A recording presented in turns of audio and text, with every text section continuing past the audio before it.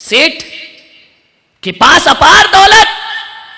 एक दिन सेठ बैठा था, उसके मन में नहीं जाने क्या आ गया। उसने मुनीम को बुलाया। पहले मुनीम चलते थे, सीए तो होते नहीं थे। मुनीम, गोल चश्मा, कान में कलम, ऐसी वाली टेबल, बैठे रहते थे। सेठ ने कहा, मुनीम जी जरा ये बताओ मेरे पास कितनी दौलत है। अरे सेठ जी क्या बात करते हो दौलत की, इतनी दौलत, इतनी दौलत। अरे सेठ ने कहा, फिर भी भाई मुझे पता तो चले कि मेरे पास कितना है। मुनीम ने कहा, सेठ जी एक दिन में तो हिसाब दे नहीं पाऊंगा। कितने दिन लगेंगे? बोले इतनी दौलत है, इतनी दौलत है कि मेरी आयु खत्म हो जाएगी, लेकिन पूरा हिसाब नहीं दे पाऊंगा। तो सेठ ने कहा, एक दो मुनीम और लगा दो, पता करो मेरे पास कितनी संपदा है। 10-10 मुनीम लगा दिए सुरेंद्र जी, 10-10 मुनीम लगा दिए। महीने भर हो गए, हिसाब नहीं लगा। सोचो कितनी दौलत हो गई। सेठ ने एक महीने बाद पूछा कि मुनीम जी क्या हुआ हिसाब का? तो बोले, सेठ जी क्या बताएं, हम महीने भर हो गए हिसाब नहीं लगा। बोले फिर भी कुछ तो बताओ भाई कि मेरे पास है क्या। सेठ को छत पे ले गए। बोले दूर दूर तक जो जमीन दिख रही है ये सब तुम्हारी है सेठ जी। मेरी है? बोले हाँ, ये पूरा गांव तुम्हारा है, अपार दौलत सेठ, तुम्हारे पास इतना है, तुम तो क्या, तुम्हारे बच्चे भी बैठकर खाएं तो पैसों की कमी पड़ने वाली। तुम आज ही काम छोड़ दो, तुम्हारे बच्चे भी बैठ करके खाएंगे तो भी पैसों की कमी पड़ने वाली। इतना है सेठ ने कहा। बड़ा सुकून मिला सेठ को कि चलो हमने अपनी जिंदगी में कुछ तो किया। इतनी दौलत कि जिसका महीनों भी हिसाब नहीं लग पाया। बड़ा सुखी हुआ सेठ, बड़ा आनंदित हो गया। तकिए पे सिर रखता और गहरी नींद आ जाती है, बड़े आराम से जीता। लेकिन ये आदमी की जो खोपड़ी है ना, ये दिन भर कुछ ना कुछ सोचती रहती है, शांत नहीं रहती है। माला फेरेगी सोचेगी कुछ और, भोजन करेगी सोचेगी कुछ और, मंदिर जाएगी सोचेगी कुछ और, यहां बैठे हो सोचोगे कुछ और। घर में रहो तो महाराज याद आते हैं, यहां बैठ जाओ तो घर याद आता है। करे क्या आदमी, दिमाग खराब है आदमी का, कर क्या सकता है। बैठे बैठे सेठ को लॉन में बैठा था, अचानक एक कुविचार पैदा हो गया। ध्यान रखना, कुविचारों को पैदा होने में ज्यादा देर, अभी तक पॉजिटिव थे, पल भर नहीं लगता नेगेटिव बनने में। आज तक अच्छे थे, पल भर नहीं लगता बुरे बनने में। एक क्षण में सब कुछ चेंज हो जाता है, सोच विचार, थिंकिंग, थॉट सब बदल जाता है। एक क्षण लगता है, ध्यान रखना, ज्यादा नहीं लगता।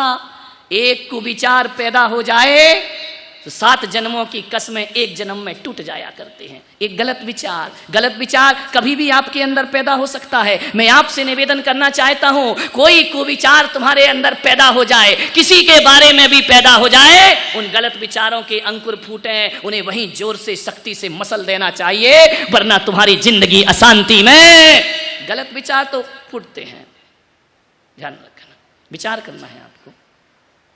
सेठ के मन में एक गलत विचार आ गया। एक गलत विचार, जो दुनिया आनंद में थी वो दुख में परिवर्तित हो जाती है। गलत विचार किसी के भी उठ सकता है, उनको शक्ति से नष्ट करो, वरना जिंदगी खराब हो जाएगी आपकी। जिससे प्रेम था वो नफरत में बदल जाएगा बहुत जल्दी। और एक बात याद रखना, गलत विचार बहुत जल्दी उठते हैं।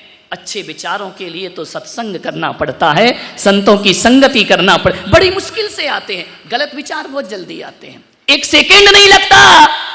आदमी की खोपड़ी खराब होने में कितना वक्त लगता है। मान्यवर, सेठ के अंदर एक गलत विचार उठ गया, उपद्रव मच गया सेठ के दिमाग में, खोपड़ी उसकी खराब हो गई। मान्यवर, क्या देखा, सोचा सेठ ने, जैसे सेठ से कोई कह रहा हो, उसके भीतर से कोई शब्द आ रहा हो कि ये सेठ बड़े खुश नजर आते हो।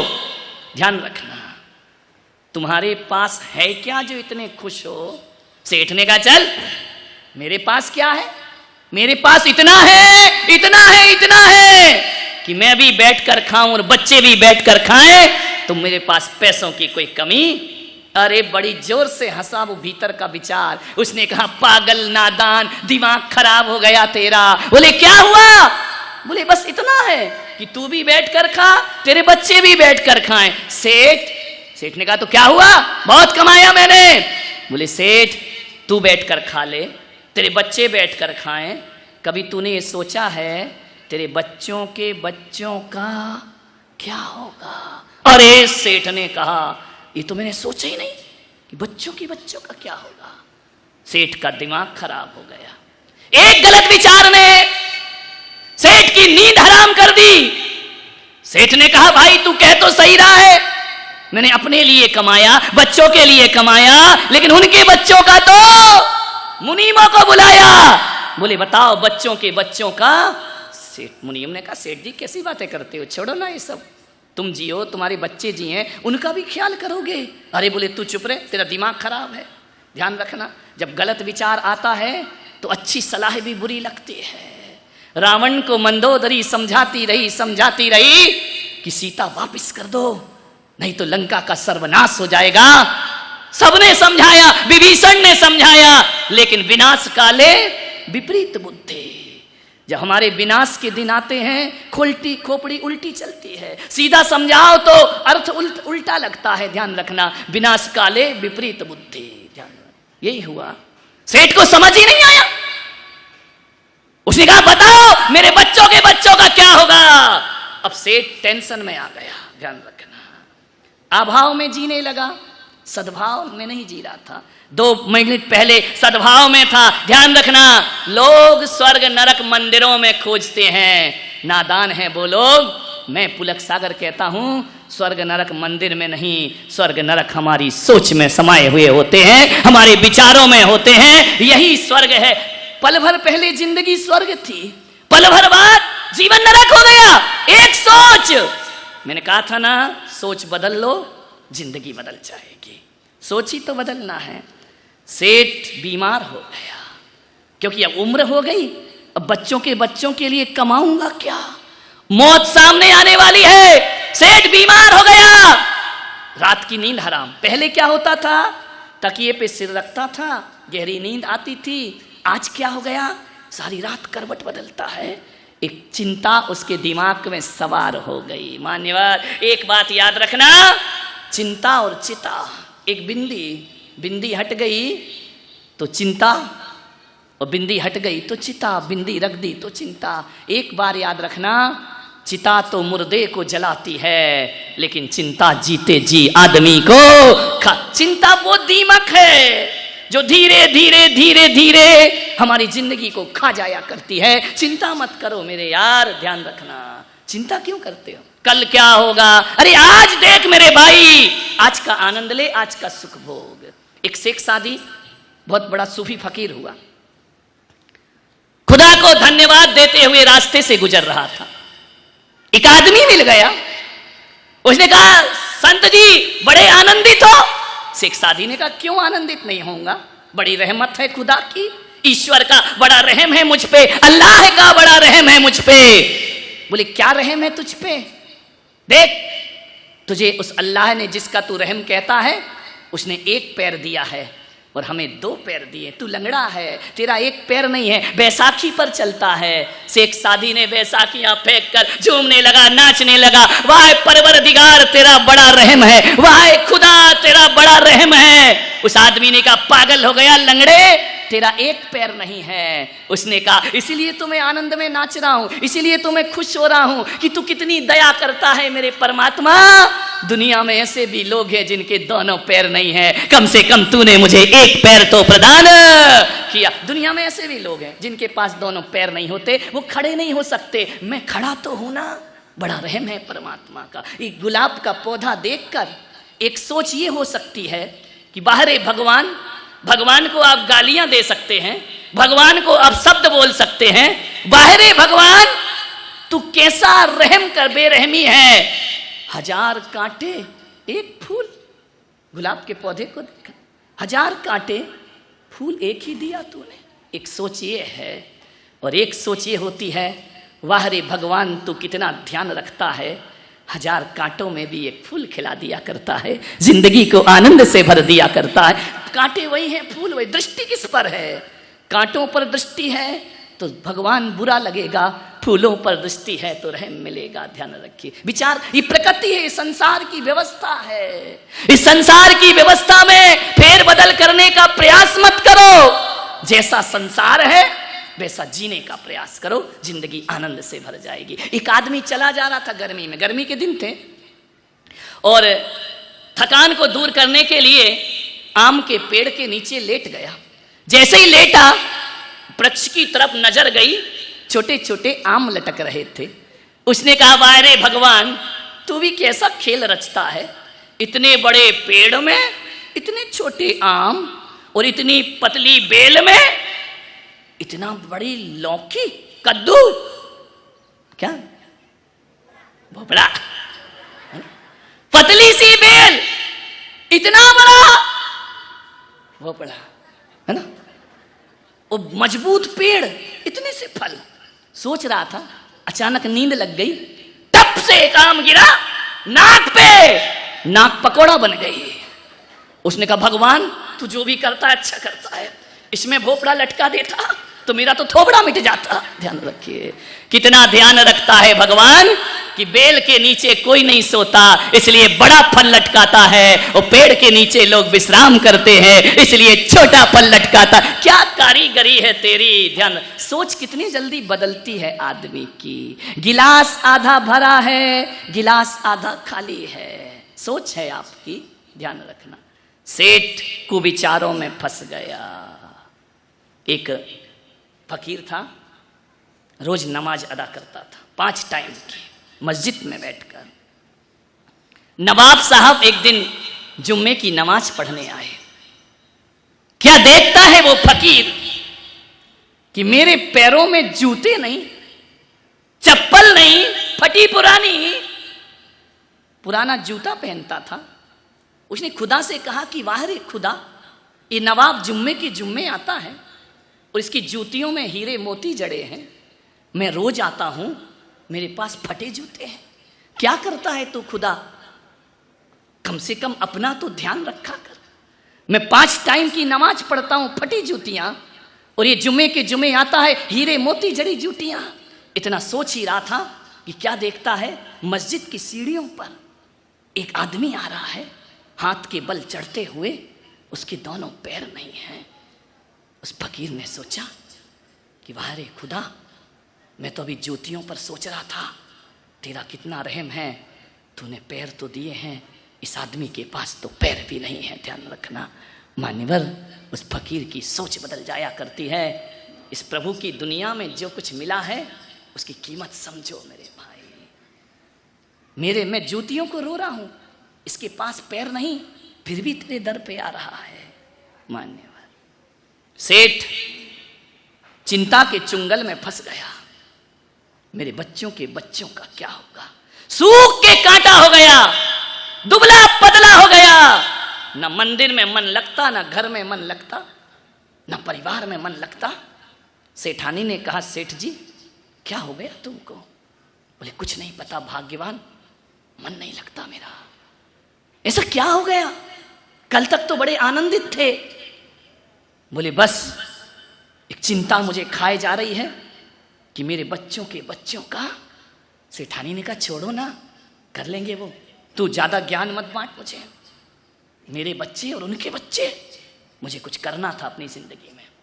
सेठ बहुत बीमार हो गया। एक दिन सेठ कहीं जा रहा था, रास्ते में उसका मित्र मिला। उसने कहा सेठ जी क्या हाल बना रखा है, कुछ लेते क्यों नहीं? बोले बहुत सी दवाइयां ली। कौन बोला? हमदर्द का टॉनिक सिंकारा। ध्यान रखिए। बोले कुछ लेते क्यों नहीं सेठ, ये क्या हाल बना लिया तुमने अपना? सेठ ने कहा बहुत टेस्ट कराए, ब्लड टेस्ट हुआ, रिपोर्ट नॉर्मल, यूरिन टेस्ट हुआ, रिपोर्ट नॉर्मल, सोनोग्राफी हो गई, रिपोर्ट नॉर्मल। अरे बोले ताई ने जितने भी यहां कैंप लगाए सबकी जब रिपोर्ट देखी तो नॉर्मल। अरे तो बोले डॉक्टर को बीमारी पकड़ में नहीं आ रही है। उस मित्र ने कहा कि सेठ, लगता बीमारी तेरे तन में नहीं है, बीमारी कहीं और है। सारी रिपोर्ट नॉर्मल आ रही है, तो फिर सूख के कांटा क्यों हो रहा है? इतना दुबला क्यों हो रहा है? इतना सूख क्यों रहा है? सेठ ने कहा यही तो पता नहीं चल रहा है। हर रिपोर्ट नॉर्मल है, कोई बीमारी नहीं है मुझे, लेकिन फिर भी शरीर में अब ताकत नहीं रह गई है। मालूम है, उस सेठ से उस मित्र ने कहा, अपने यहां एक महाराज आए हैं, उनके पास चला। अरे बोले पागल, दिमाग खराब, बड़े बड़े मेडिकल में जांच करा ली, सारी ले ली, एलोपैथी ले ली, आयुर्वेदिक ले ली, होम्योपैथी ले ली, कहीं फायदा नहीं हो रहा। वो महाराज क्या करेगा? बोले चले जाओ, अब सब जगह द्वार बंद हैं, तो अब आखिरी द्वार तो हमारे ही मिलते हैं, मरता क्या नहीं करता। बोले चलो संत के पास। बोले देखो मैं साधु संतों पे विश्वास नहीं करता। उस मित्र ने कहा यार चले तो जाओ। अरे साधु कुछ देगा नहीं तो तुमसे कुछ लेगा भी नहीं, चले जाओ, हो सकता कुछ कर दे। ध्यान रखना, संतों के पास समाधान ही नहीं है, समस्या की पूर्ति भी हुआ करती है। तू चला जा एक बार संत के पास। उसने कहा देखो महाराज आराज में कुछ नहीं, मैं भी आपसे कहता हूं पूना वालों, दिन भर मेरे पास आते हैं, महाराज कैंसर का इलाज कराने आए, आशीर्वाद दे दो। महाराज ने टीबी हो गया, आशीर्वाद दे दो। महाराज यहां बच्चा पढ़ने आया है, आशीर्वाद दे। दिन भर कस्टमर आते हैं, दिन भर आते हैं मेरे पास। वो कस्टमर है, मैं कष्ट से मरता हूं। तो अब मैं क्या करूं? बीमार हो तो भाई मैं कोई मेडिकल पढ़ा नहीं, मैं कोई डॉक्टर नहीं, मैं कर क्या सकता हूं? बोले नहीं महाराज आशीर्वाद दे दो। मैंने कहा आ जाइए, ये संत का दरबार है, यहाँ आशीर्वाद प्राप्त हुआ करता है। और एक बात ध्यान रखना पूना वालों, ना तो मेरे पास एलोपैथी है, ना मेरे पास होम्योपैथी है। मेरे पास एक पैथी है जो अभी अभी चली है, ना मेरे पास फिजियोथेरेपी है, ना मेरे पास कोई जांच की मशीन है, ना एलोपैथी रखता हूं, ना होम्योपैथी रखता हूं। मैं पुलक सागर केवल सिंपैथी रखता हूं। आओ तो इससे अपना इलाज। सिंपैथी है मेरे पास, बस और कुछ नहीं, सिंपैथी के अलावा कुछ नहीं। लेकिन कभी कभी जो काम एलोपैथी और होम्योपैथी से नहीं होता, वो काम सिंपैथी से बन जाया करता है मेरे भाई। मेरे पास सिंपैथी के अलावा कुछ नहीं है। सेठ ने सोचा कि चलो चलते हैं संत के पास, इतना कह रहा है तो चलो सुन लेते हैं, साधु के पास पहुंच जाते हैं। सेठ ने मन बनाया कि कल मुझे चलना है। एक बात याद रखना, सारी रात सेठ सोया नहीं, कई रात नहीं सोया था।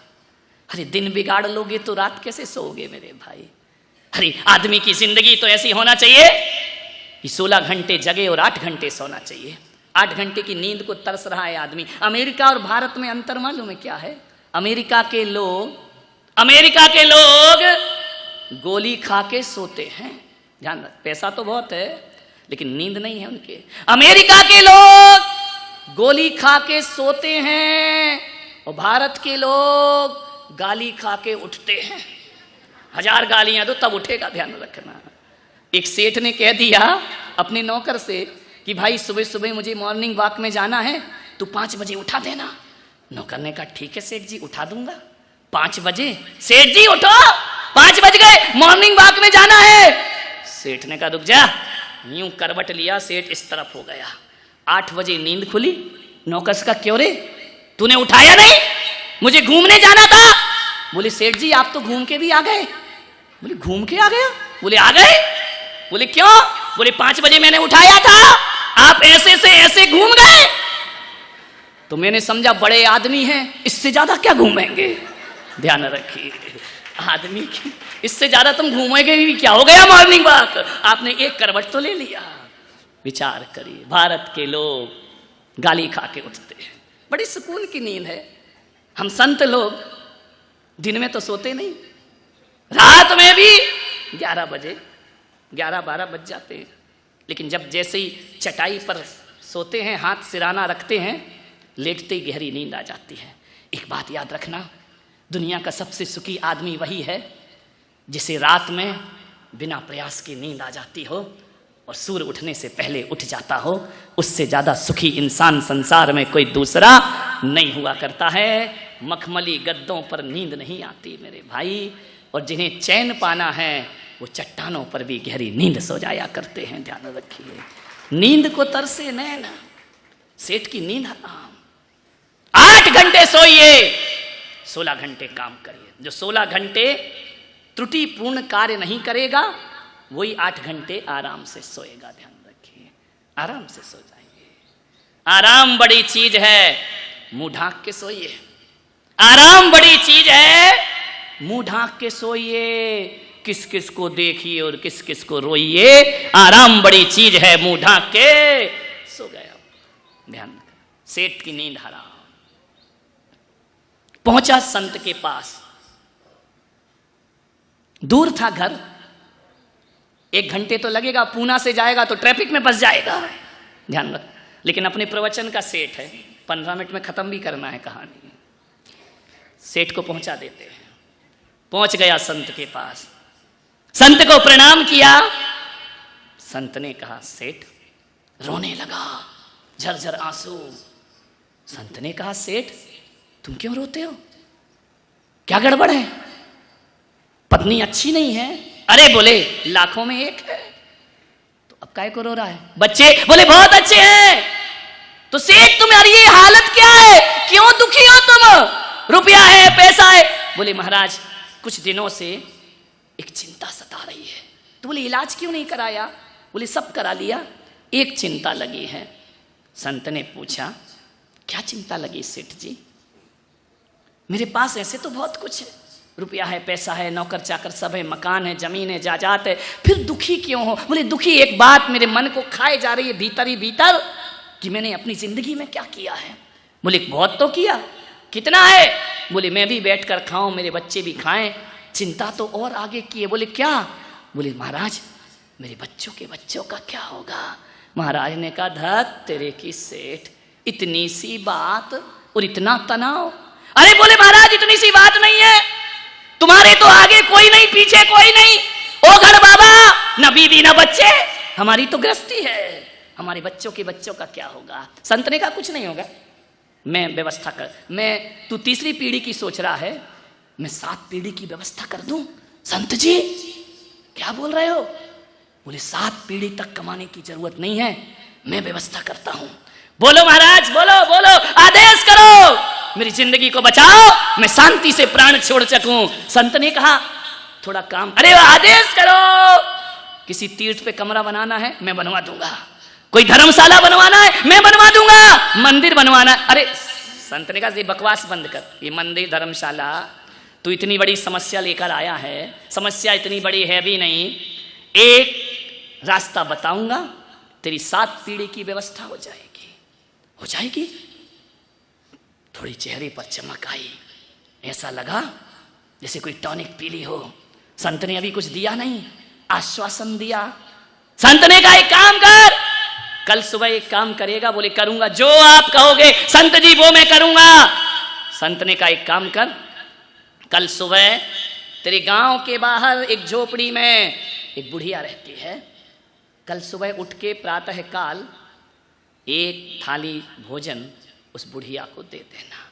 बोले 1 थाली भोजन, उस बुढ़िया का कमरा वमरा बनवा दूं? अरे संत ने कहा नहीं, उसको झोपड़ी में ही रहने दे, कमरे वालों की हालत हम देख रहे हैं, उसको आराम से रहने दे झोपड़ी में, जा 1 थाली भोजन दे। बोले 1 थाली भोजन में सारी 7 पीढ़ी? अरे बोले 7 पीढ़ी सुधर जाएंगी, बस 1 थाली भोजन दे के आ जाना, कर लेगा? अरे महाराज आदेश करो। उस रात सेठ गया, उसे एक साहस मिला, उसे लगा कि यार अब तो समस्या का 1 थाली भोजन, मैं पागल कहाँ पड़ा हुआ था, इस संत ने व्यवस्था कर दी। रात सोया, बड़ी गहरी नींद आई। महीनों के बाद, बरसों के बाद सेठ को नींद आई, बड़े सुकून से सेठ सोया। सुबह उठा, नहाया धोया, 1 थाली भोजन लेके चला बुढ़िया की कुटिया में। जैसे ही पहुंचा, अब पहुंचा देते हैं, घर जाना है अपने को। जैसे ही पहुंचा सेठ, क्या देखता है? बुढ़िया के आंगन में एक 5 साल की बच्ची झाड़ू लगा रही थी। सेठ पहुंचा, सेठ ने कहा बेटा अम्मा कहाँ है? बोले कौन हो आप? अरे मुझे नहीं जानते? मैं नगर सेठ, मेरे से बड़ा धनवान इस गांव में कोई नहीं है। अरे सेठ जी, बच्ची ने कहा आइए बैठिए, बड़ी संस्कारित बच्ची थी। बैठो सेठ, मेरे पास देख बेटा बैठने का समय नहीं है, मैं बहुत बिजी हूँ, दुकान जाना है मुझे, तू अम्मा को बुला।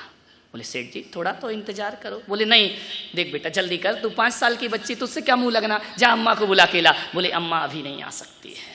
बोले क्यों? बोले मेरी अम्मा भगवान का भजन कर रही है। अरे जाके बोल नगर सेठ आए हैं। नहीं नगर सेठ कुछ नहीं होता, मेरी अम्मा ने कहा है कि रामनाथ कोविंद भी आ जाएं, नरेंद्र मोदी भी आ जाएं, सुमित्रा महाजन भी आ जाए, तो मुझे भजन से कभी उठाना मत, वो इंतजार करें, मैं प्रभु का भजन कर रही हूँ, मैं भजन में से उन्हें उठा नहीं सकती हूँ। सेठ जी थोड़ा वेट करना पड़ेगा। सेठ को पहली बार लगा कि मेरे दरवाजे पे हजारों इंतजार करते हैं, और ये बाबा ने मुझे कहाँ फंसा दिया। ये लड़की कह रही इंतजार करो, ये मुझसे नहीं होगा। फिर सेठ को आया नहीं बीमारी मिटाना है, करो, मरता क्या नहीं करता, वक्त पड़े बाका तो गधे को कहे काका। आदमी बड़ा होशियार है। बोले ठीक है ठीक, कोई बात नहीं बेटा, मैं बैठा हूँ। 8 बज गए, 9 बज गए, 10 बज गए।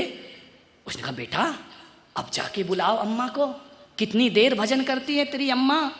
बोले सेठ जी मेरी अम्मा घड़ी देख के भजन नहीं करती है, जब तक मन लगेगा बैठी रहेगी। और कभी कभी तो सेठ जी पूरे दिन सामायिक से नहीं उठती, पूरे दिन मार डाला तूने, पूरे दिन वेट करूंगा मैं यहाँ, मेरी दुकान का क्या होगा। उस बच्ची ने कहा फिर चले जाओ सेठ जी, कोई दिक्कत नहीं है, मेरी अम्मा को मैं नहीं उठा सकती हूँ।